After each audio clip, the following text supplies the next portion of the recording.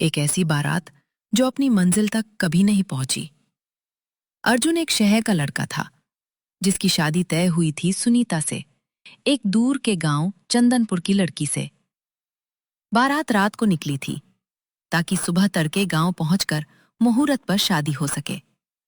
2 गाड़ियां, ढोल नगाड़े और अर्जुन के सबसे करीबी दोस्तों की टोली, सब खुशी से झूम रहे थे। करण, आज की रात तो जिंदगी की सबसे बड़ी रात है यार। इतना खुश हूं बता नहीं सकता। हाँ भाई, बस अब जल्दी से चंदनपुर पहुंच जाएं। रास्ता थोड़ा लंबा है, जंगल से होकर जाना पड़ेगा। ड्राइवर रामू ने शॉर्टकट लेने का फैसला किया ताकि समय से मुहूर्त पर पहुंचा जा सके। रास्ता सीधा घने जंगल के बीच से होकर गुजरता था, जहां बरसों से कोई गाड़ी रात में नहीं गई थी। आधी रात के करीब गाड़ी अचानक जंगल के बीचों बीच रुक गई। इंजन में कोई गड़बड़ नहीं थी, फिर भी गाड़ी स्टार्ट नहीं हो रही थी। साहब, गाड़ी में कुछ खराबी नहीं है, फिर भी ये चल नहीं रही। ये अजीब है। कोई बात नहीं, चलो थोड़ा इंतजार करते हैं, शायद इंजन ठंडा हो जाए तो स्टार्ट हो जाएगी। तभी दूर से, पेड़ों के बीच से एक धुंधली सी रोशनी दिखाई दी, जैसे कोई दिया जल रहा हो। और उसके साथ आई एक मीठी धीमी आवाज, किसी औरत के गुनगुनाने की। ये आवाज इतनी रात को जंगल में कोई गा कैसे रहा है? तभी पास के एक छोटे से गांव से एक बुजुर्ग चाचा भागते हुए आए, हाथ में लालटेन लिए। उनकी सांसें फूली हुई थीं। रुको, कोई भी गाड़ी से बाहर मत निकलना और भूल कर भी उस गाने की तरफ मत देखना। चाचा जी, क्या हो गया? हम बस बारात लेकर जा रहे हैं, कोई परेशानी की बात नहीं। ये जंगल, ये कामिनी वाला जंगल कहलाता है। जो भी दूल्हा रात को यहां से गुजरा, वो कभी अपनी दुल्हन तक नहीं पहुंचा। अपने दूल्हे को गाड़ी के अंदर ही रखो, चाहे कुछ भी हो जाए। अर्जुन के दोस्तों के चेहरे पर डर की लकीरें साफ दिखने लगीं। लेकिन अर्जुन खुद उस गुनगुनाने की आवाज में कुछ अजीब तरह से खिंचा जा रहा था। करण ने बुजुर्ग चाचा से पूछा कि आखिर ये जंगल इतना खतरनाक क्यों है। चाचा ने आ भरी और कहानी सुनानी शुरू की। 40 साल पहले इसी जंगल के रास्ते एक बारात गुजरी थी। दुल्हन का नाम था कामिनी, लेकिन उसका होने वाला पति शादी से एक रात पहले ही किसी और लड़की के साथ भाग गया और कामिनी को अकेला बेइज्जत छोड़ दिया। कामिनी उस रात इसी जंगल में आई और खुद को इसी पेड़ से लटका लिया। उसकी आत्मा को कभी चैन नहीं मिला।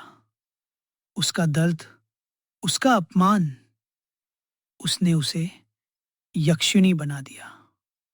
अब वो हर उस दूल्हे को अपनी तरफ खींचती है जो इस रास्ते से गुजरता है। वो चाहती है कि हर दुल्हन वही दर्द झेले जो उसने झेला था।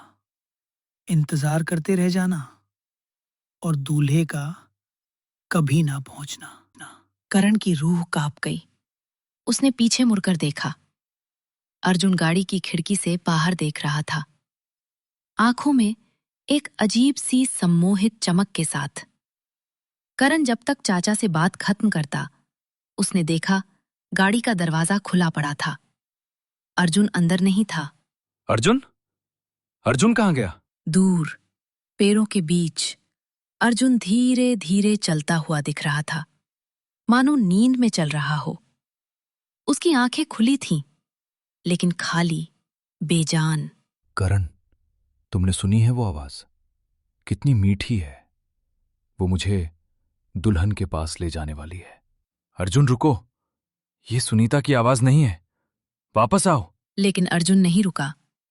वो लगातार जंगल के अंदर उस रोशनी की तरफ बढ़ता रहा, जैसे किसी अदृश्य डोर से बंधा हो।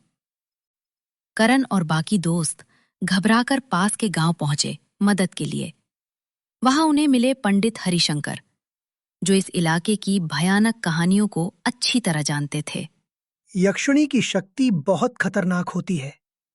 अगर वो एक बार दूल्हे को अपनी तरफ खींच ले और वो उसकी आवाज का जवाब दे दे, तो वापस लाना लगभग नामुमकिन हो जाता है। लेकिन कोशिश करनी होगी। चलो। पंडित जी अपनी सामग्री लेकर करण और बाकी दोस्तों के साथ जंगल की तरफ दौड़ पड़े। समय बहुत कम बचा था। जंगल के गहरे अंदर एक पुराने बरगद के पेड़ के नीचे करण और पंडित जी ने अर्जुन को पाया। वो घुटनों के बल बैठा था, चेहरे पर एक अजीब सी मुस्कान के साथ, और उसके सामने खड़ी थी वो कामिनी। पहली नजर में वो बेहद खूबसूरत दिख रही थी, लाल जोड़े में, गहने पहने हुए। लेकिन जैसे ही उसने सिर उठाया, उसका चेहरा आधा सड़ा हुआ दिखा, आंखें खून जैसी लाल, और गले में वही रस्सी का निशान जिससे उसने खुद को फांसी दी थी। ये मेरा दूल्हा है।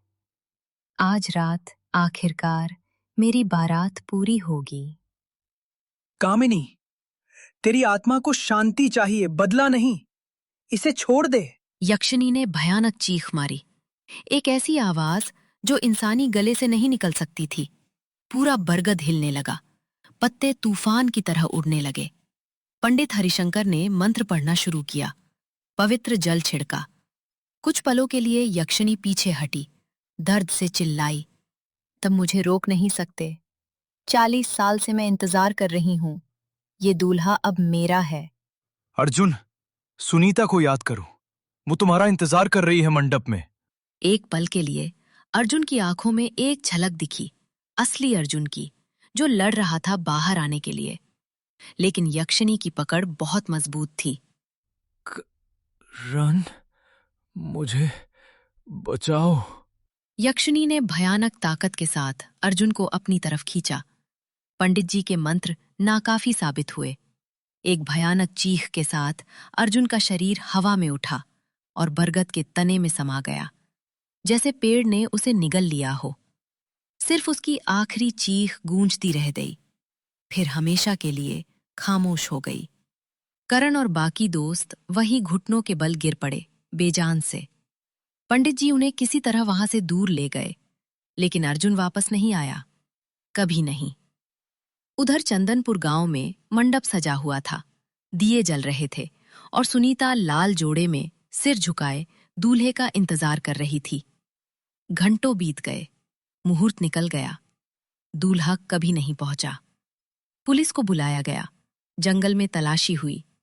सिर्फ बारात की सजी हुई गाड़ी मिली, इंजन बंद, अंदर पूरी तरह खाली, जैसे सब कुछ अचानक वहीं छोड़कर गायब हो गया हो। न कोई शव, न कोई सुराग। साल बीत गए। सुनीता ने कभी दोबारा शादी नहीं की। वो आज भी हर साल उसी तारीख को लाल जोड़ा पहनकर मंडप में बैठती है, दिया जलाकर, इंतजार करते हुए, ये जानते हुए भी कि कोई नहीं आएगा। कामिनी वाला जंगल आज भी उतना ही खतरनाक है जितना पहले था। गांव वाले कहते हैं, हर अमावस की रात उस बरगद के नीचे एक बारात दिखती है, ढोल की धीमी थाप बिना आवाज के गुजरती हुई था, और उसके बीचों बीच एक दूल्हा खाली आंखों के साथ, जो कभी अपनी असली दुल्हन तक नहीं पहुंच पाएगा। और हर साल कम से कम एक बारात इस रास्ते से गुजरने की गलती करती है। ड्राइवर कहते हैं गाड़ी अचानक बंद हो जाती है, बिना किसी वजह के, और तभी दूर कहीं से वही मीठा गुनगुनाना शुरू हो जाता है, अगला दूल्हा, बस थोड़ी देर की बात है।